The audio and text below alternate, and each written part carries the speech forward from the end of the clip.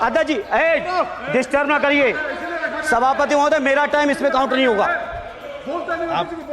आप इधर। अरे यार, बेईमानी से जीता है तो ज्यादा ना बोलो।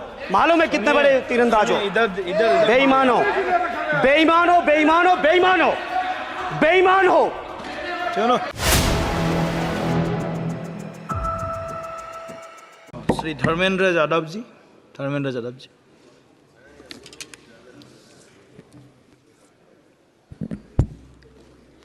धन्यवाद सभापति महोदय। 18वीं लोकसभा के निर्वाचन के बाद और इस नए संसद भवन के बनने के बाद आज मैं पहली बार बोलने के लिए खड़ा हुआ हूँ। आपने मुझे मौका दिया, उसके लिए बहुत बहुत धन्यवाद देता हूँ। सभापति जी, सबसे पहले श्रद्धेय नेताजी को मैं नमन करना चाहता हूँ, जिन्होंने अपने संघर्ष, अपनी हिम्मत, साहस और अपने पूरे जीवन की तपस्या समाज के उत्थान के लिए, देश और उत्तर प्रदेश की तरक्की के लिए और समाज के हर व्यक्ति की तरक्की और खुशहाली के लिए उन्होंने जो अपना पूरा जीवन समर्पित किया है, सबसे पहले मैं आपके माध्यम से उनको नमन करना चाहता हूँ। माननीय सभापति महोदय, श्रद्धेय नेताजी ने हम लोगों को अपने समाजवादी विरासत में इंसाफ और इंसानियत, न्याय और हक की लड़ाई करना सिखाया है।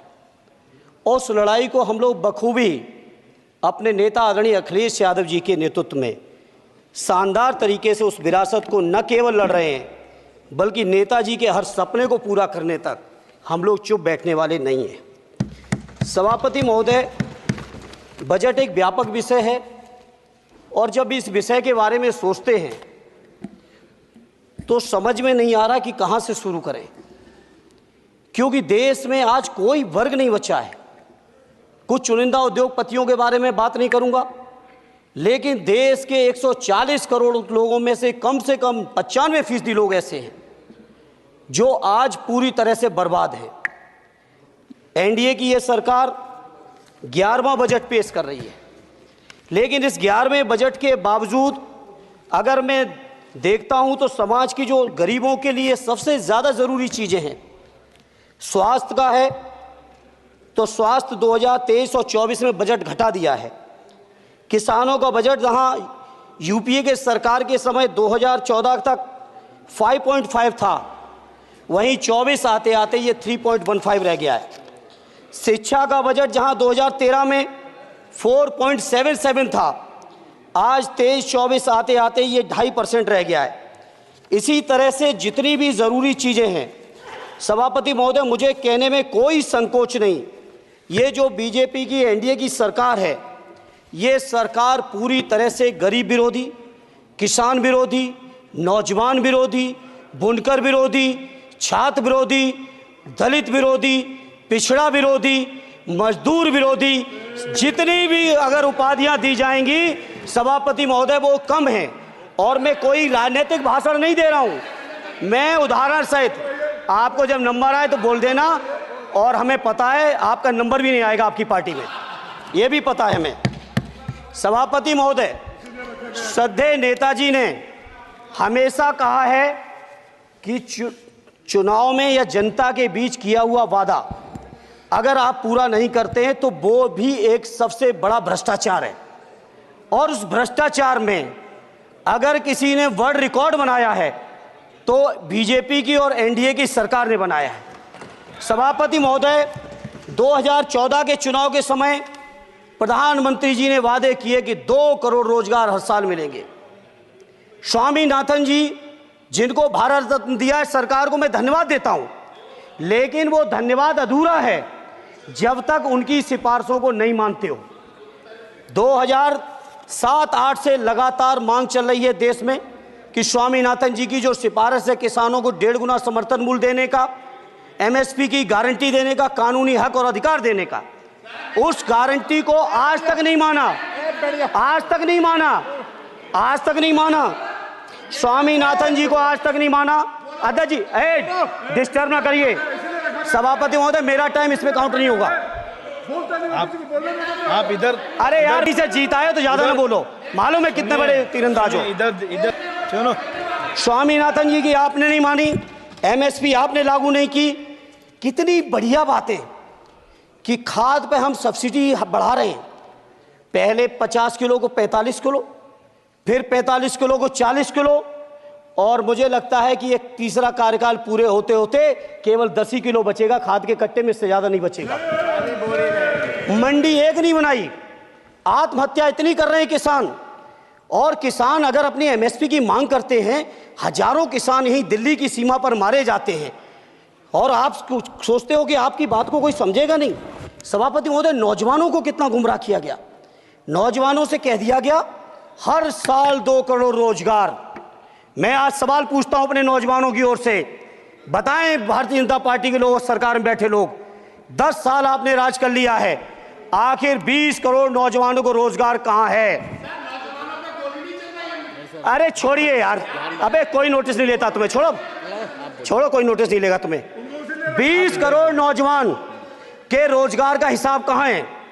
आज 11वें बजट में जब याद आई तो वो भी ट्रेनिंग की बात करते हो। मैं कहना चाहता हूं आईआईएम, आईआईटी के नौजवानों को रोजगार नहीं दे पा रहे हो। आप सोच रहे हो इंटर्नशिप के इस छोटे से शगुफे से नौजवान खुश होंगे? देश के नौजवान खुश होने वाले नहीं है। सभापति महोदय, शिक्षा के मसले पर लगातार बजट घटाया जा रहा है, लगातार सरकारी शिक्षा कम की जा रही है, और ये बीजेपी की सरकार की लगातार प्रयास है कि नौजवान शिक्षित होंगे तो सवाल पूछेंगे। देश की जेएनयू से लेके, बीएचयू से लेके, एमयू से लेके जितने बड़े संस्थान हैं, सारे संस्थानों को बर्बाद कर दिया है। एक भी दलित, एक भी पिछड़े, कहीं आपका वाइस चांसलर नहीं है। लगातार जितने भी आपके professor, associate professor, assistant professor की नियुक्तियों में आरएसएस का जब तक कोई फंडामेंटल कोर्स नहीं करेगा, बेसिक कोर्स, तब तक उसकी नियुक्ति नहीं होगी। आप क्या सोच रहे हो देश नहीं देख रहा है नौजवान? यूजीसी का बजट लगातार कम किया जा रहा है। मेरा खुला आरोप है इस सरकार पर कि ये सरकार शिक्षा को प्राइवेट करके, शिक्षा को मुट्ठी भर उद्योगपतियों के हाथों में देके, शिक्षा को चुनिंदा लोगों के हाथ में देके, देश के 140 करोड़, जिसमें मैं समझता हूं 90% लोग गरीब हैं, उन गरीबों के हाथों से शिक्षा को छीनने का ये जो आपकी सरकार षड्यंत्र कर रही है, इसके लिए हम लोग इस मौके पे विरोध करते हैं। लगातार फीस बढ़ा रहे हैं, शिक्षकों की कमी है, रोजगार आप दे नहीं पा रहे हो, सामाजिक असमानता। सभापति महोदय, 2014 में जिस समय सरकार बनी थी एनडीए की, उस समय देश की जितने भी जो आर्थिक चीजें थी, जो वेल्थ थी, उसमें पिछड़ों की हैसियत 17% थी, 17%, और आज 10 साल की एनडीए की सरकार के बाद पिछड़ों की आर्थिक हैसियत हो गई है केवल 9%। मैं कहना चाहता हूं चुनौती के साथ, वित्त मंत्री अपने जवाब में बता दें, अनुसूचित जनजाति का एक भी व्यक्ति देश में अरबपति हो तो बता दो, एक भी अरबपति हो तो बता दो, एक भी दलित को अरबपति आपने बना दिया हो तो बता दो, एक भी पिछड़े को बना दिया हो तो बता दो। आप जवाब में दे देना, आप डेटा दे देना, आप डेटा दे देना, हमारी दबाव नहीं रुकेगी। सभापति महोदय, जब बीजेपी की सरकार, जब बीजेपी के लोग विपक्ष में रहे तो ओपीएस की बातें किए। 10 साल से आप सत्ता चला रहे हो, 11वां बजट पेश कर रहे हो, पूरा देश आज ओपीएस के लिए सरकारी कर्मचारी परेशान है, कहीं ओपीएस की चर्चा नहीं है, पुरानी पेंशन की कोई चर्चा नहीं है। सभापति महोदय, पुरानी पेंशन तो पुरानी पेंशन, हम मांग करते हैं, बहुत बड़े राष्ट्रभक्त आप बनते हो, मैं मांग करता हूं देश के पैरामिलिट्री फोर्सेस को आप पुरानी पेंशन दीजिए। मैं मांग करता हूं, आप राष्ट्रभक्त हैं ना, सीमा पे जो सुरक्षा कर रहे हैं, जो शहादत झेल रहे हैं, मेरी मांग है कि आप उनकी ओपीएस दीजिए। वो आप ओपीएस नहीं दे पाओगे। इसी तरह से सभापति महोदय, देश के अंदर बहुत से ऐसे संविदा कर्मचारी, एक से एक बढ़िया फार्मूला, अब कानूनन मंडल आयोग लागू हो गया तो कैसे पिछड़े दलितों को रोकें? तो संविदा कर्मी की प्राइवेट कंपनी, प्राइवेट आपने आउटसोर्सिंग कर दी। आउटसोर्सिंग के कारण से देश के सारे दलित, सारे पिछड़े, सारे आदिवासी आपकी सेवाओं से बाहर हो गए, उनके पास कोई कानूनी हक नहीं। तो ये जो आरक्षण को खत्म करने के तरह तरह के जो आप लोग षड्यंत्र अपना रहे हो, इस षड्यंत्रों को देश का जनमानस पूरी तरह से जान भी चुका है, पहचान भी चुका है, और इसीलिए उत्तर प्रदेश से तो आपको कर ही दिया है बाहर। देश से भी बाहर जल्दी करेंगे और हमारे साथी मिलकर दूसरे प्रांतों से भी बाहर करेंगे। इसी तरह सभापति महोदय, हम मांग करते हैं, आप सोचिए उत्तर प्रदेश अकेले के अंदर, देश के हालात मुझे नहीं पता और बदतर होंगे, अकेले उत्तर प्रदेश में 1000 से ज्यादा शिक्षा मित्र आत्महत्या कर चुके। सभापति महोदय, कोई सरकार के कान पे जू नहीं रेंग रही है। किसान आत्महत्या कर रहे हैं, इन्हें कोई मतलब नहीं। अनुदेशकों को तनख्वाह नहीं मिल रही है समय से, कोई मतलब नहीं। आंगनबाड़ी महिलाएं परेशान हैं, इनको कोई मतलब नहीं। सभापति महोदय, आपकी आशा बहुएं, आपकी ये रसोईया महिलाएं, आपकी आंगनबाड़ी, पंचायत सहायक, रोजगार सेवक, मैं समझता हूं सभापति महोदय यहां बैठे हर सदस्य के पास इनके क्षेत्रों का ये डेलीगेशन जरूर मिलता होगा और मांग करता होगा कि कम से कम हमारा मानदेय बढ़ाया जाए, हमें स्थायी किया जाए। सभापति महोदय, इसके लिए सभापति महोदय मेरी पार्टी के किसी भी मेंबर से हम नंबर कम कर लेंगे, टाइम, मेरा टाइम बढ़ा दीजिए, बढ़ा दीजिए, कोई भी मेंबर हमारे लिए दे देंगे टाइम, हम लोग। इसलिए सभापति महोदय इन सभी समस्याओं के लिए मैं आपसे कहना चाहता हूं कि इनका समाधान करिए, और नहीं समाधान करेंगे तो अभी तो बैसाखी पे बन गए, बिहार और आंध्रा को पैकेज देखें फिर देश में कितने राज्यों को पैकेज दे पाओगे। अरे वित्त मंत्री जी, उत्तर प्रदेश से आते हो, इतना भी हक नहीं कि पूरे बजट भाषण में एक बार उत्तर प्रदेश का नाम आ जाता। इतना अयोध्या से नफरत हो गई, अयोध्या से अवधेश जी क्या जीत गए, आप लोगों को इतनी नफरत हो गई कि एक भी उत्तर प्रदेश का एक बार भी नाम नहीं आया। सभापति महोदय, इसे मैं आज इस मौके पर सभापति महोदय देश के गरीबों, किसानों, नौजवानों, व्यापारियों, बुनकरों सभी की ओर से कहना चाहता हूं, ये बजट देश विरोधी बजट है।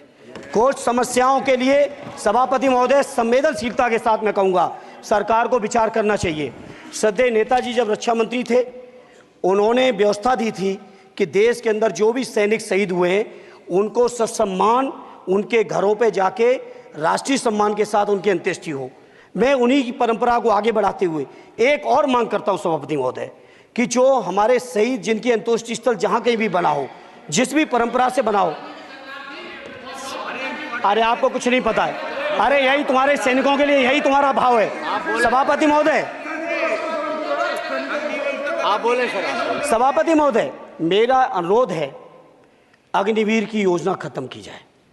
ये 4 साल के सैनिक से देश की उतनी मजबूत रक्षा नहीं हो सकती। नौजवानों को गुमराह करके केवल 4 साल, उन्हें दो ना 60 साल तक रिटायरमेंट, 4 साल बाद वो कहाँ नौकरियां ढूंढेंगे।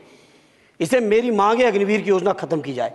साथ ही साथ मेरी एक मांग और है कि जो शहीदों की शहादत स्थल है उसको शहीद स्थल के तौर पर डेवलप करने के लिए केंद्र सरकार को अतिरिक्त बजट देना चाहिए। मैं नहीं समझता हूं इसमें किसी को कोई दिक्कत होनी चाहिए। इसी तरह सभापति महोदय, बातें बहुत लंबी लंबी की जाती हैं, थोड़ा सा मैं अपने क्षेत्र के बारे में कहूँगा। आदरणीय हमारे नेता माननीय राममूर्ति वर्मा जी ने भी कहा है, माननीय लालजी वर्मा जी ने भी, जो बाढ़ की समस्या है, जो समस्या बिहार में है नेपाल से पानी छोड़ने की, वही समस्या उत्तर प्रदेश की भी है। और विशेषकर पूर्वी उत्तर प्रदेश में अगर आप चलिए तो खीरी से शुरू करेंगे, पीलीभीत खीरी से लेके पूरा आप चले जाइए और एकदम कुशीनगर बॉर्डर तक, बिहार बॉर्डर तक पूरी की पूरी समस्या है। घाघरा जब आती है तो मैं समझता हूँ इन जिलों के लाखों लोगों को तहस नहस करके चली जाती है। जितना विकास होता है सभापति महोदय, बरसात के समय वो सारा का सारा विकास पूरी तरह से खत्म हो जाता है। इसलिए मेरी मांग है केंद्र की सरकार से कि बजट आप पास कर रहे हो तो कम से कम उत्तर प्रदेश से इतनी नफरत ना करो। 2 बार तो उत्तर प्रदेश की दम पे ही बैठे थे और तब भी ये वित्त मंत्री जी हंस रहे हैं, इनके यहाँ भी आता है बाढ़ तो जाती होगी, महाराज बसता तो नहीं होगा, कुशीनगर बसता नहीं होगा, आपका मऊ बसता नहीं है, आजमगढ़ बसता नहीं, अम्बेडकर नगर बसता नहीं, बहराइच बसता नहीं, खीरी बसता नहीं, श्रावस्ती बसता नहीं, पीलीभीत बसता नहीं, बलिया बसता नहीं है, कुशीनगर बसता नहीं है, गोरखपुर बसता नहीं है। इतने जिले तो हमारे उत्तर प्रदेश के प्रभावित हैं। तो बिहार की तरह से एक विशेष पैकेज हमारे उत्तर प्रदेश के लिए भी दे दो। कम से कम इतना तो कहने की हिम्मत रखो, केवल चीखने के लिए बैठे हैं सब के सब। सभापति महोदय, दूसरा एक मैं बात, हमसे पूर्व जो सांसद रहे हमारे आजमगढ़ के, बड़ी लंबी लंबी बातें की, गोरखपुर से आजमगढ़ होते हुए बनारस तक का हमने रेलवे लाइन स्वीकृत करा दिया। सभापति महोदय, मैंने जब पता किया अधिकारियों से तो सच्चाई ये है कि अभी उस पर एक भी पैसे का बजट का आवंटन नहीं है, नहीं है बजट का आवंटन। हाँ, आज आप ही ने तो पेश किया बजट, आप ही तो साइन किए हो। निर्मला जी ने तो किया नहीं होगा, आप ही ने किया होगा। तो सभापति महोदय, उस पर बजट भी आए, उस पर बजट भी आना चाहिए। दूसरा सभापति महोदय, ये जो समस्या है बाढ़ वाली, मैं समझता हूं कोई अकेले मेरी नहीं है, मेरे अकेले क्षेत्र की नहीं है। जो भी संवेदनशील व्यक्ति होगा इस पर जरूर गंभीरता से सोचेगा, उसको सोचे। इसी के साथ मैं अपनी पार्टी की ओर से इस जन विरोधी बजट का पुरजोर विरोध करता हूं। बहुत बहुत धन्यवाद।